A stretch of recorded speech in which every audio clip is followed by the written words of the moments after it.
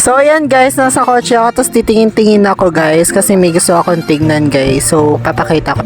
Ayan nga po pala yung sasakyan tapos ito yung condo na pupuntahan namin. So mag-celebrate po kami dyan ng Father's Day. So magpa-park na po kami yan kasi sa entrance nga po pala kasi need ng QR code. So napakamot ako ng ulo dito kasi nai-stress na ako niyan. Tapos bumaba na ako ng sasakyan. Nagmamadali na ako dun.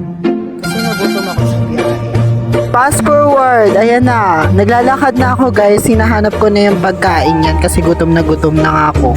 Kasi nga sinama ako ng tito. So nung nasa loob na ako yan guys, tumitingin-tingin ako ng menu kasi nga gusto ko nang kumain that time. So parang yan, nagpapogi-pogi pa ako niyan. Tignan nyo naman guys, ang ganda dito. Kaya pumunta na kayo.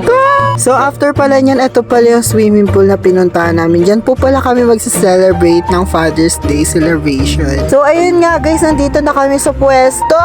So yan, dito po kami sa tapat ng swimming pool. Grabe guys, ang lawak ng swimming pool. Sarap maligo, kaso lumigin nga lang ako. Shoutout nga po pala sa mga tito ko at kapitbahay nila Ate Nika. So yan, tama, paganda yan siya pero naman yun na yung mga pagkain. At dali-dali na yan siya kumuha ng pagkain. So yun nga guys, kumain na nga po pala ako dahil nagugutom po ako sa haba ng biyahe namin. Kung gusto niyo pa nga ng mga gantong videos, don't forget follow, like, and share this video.